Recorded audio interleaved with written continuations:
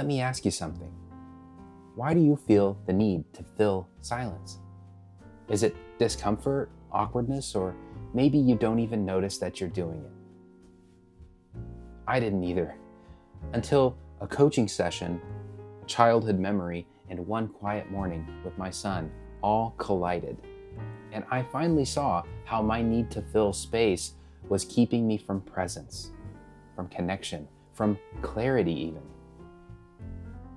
I'd love to know, what's your relationship with silence? Do you avoid it, embrace it, fill it without realizing it? Drop a comment and let me know what silence feels like for you. It starts in a leadership training session at my job. I'm in a breakout room watching a fellow coach work with someone. I'm just the observer in this particular scenario. And at first, I'm just watching his technique, listening for structure, timing things, But then I noticed something. This coach in the training scenario, he's not talking a lot. He's letting the room breathe. And I feel something tighten within me.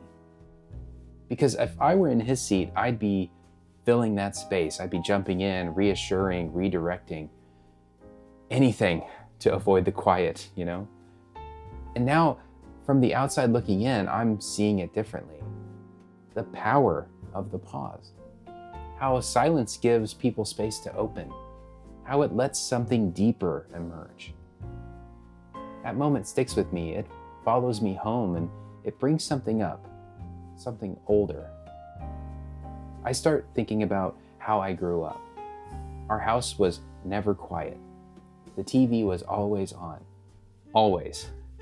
Even when we left the house, we left it running, like it was holding our place in the world. It wasn't about watching, it was about avoiding the silence. Because silence back then didn't feel calm. It felt like distance, like slammed doors, like someone leaving the room. There was so much we didn't say in words in my culture. So much emotion that never manifested. The TV became a buffer, a balm, a stand-in. And I carried that with me into adulthood, into my relationships, into rooms where silence started creeping in and I rushed to cover it. But then this morning, something different happened. It's just after a storm, straight line winds howling all through the night. We sleep in, the house is still this morning. My son's been stirring upstairs for a little while. And when I go to get him, he's a little bit groggy, struggling to shake off that slumber. We head downstairs, just the two of us. And for once, I don't turn anything on. No music, no TV, no background noise. We just sit, he and I, the sun coming through the window in patches. He's curled up against me with his milk. I've got my coffee. We talk a little about yesterday, about the trees out the window, about tickly spots and whether the sun's hot today or if it'll just be bright. But mostly we're just there. No cars, no phones, no rush to do anything. And in that silence, something blooms. Not emptiness, not awkwardness, but deep connection. I realized this is it. This is the practice. It's not about silencing life. It's about noticing when you're trying to outrun it. The moment you stop filling every space, you start feeling what's really there.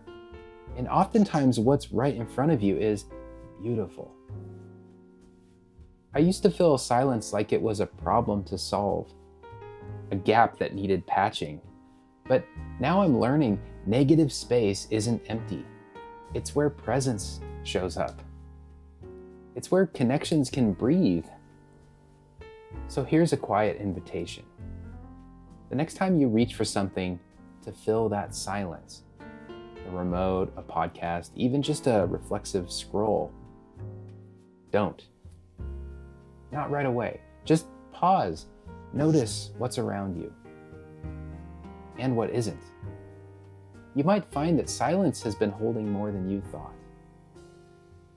And if you do, if something in you stirs, even just a little, there's another video waiting that goes even deeper.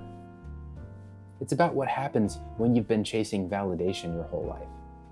When you finally ask, what's underneath it? But for now, just let this moment be enough. Thanks for watching.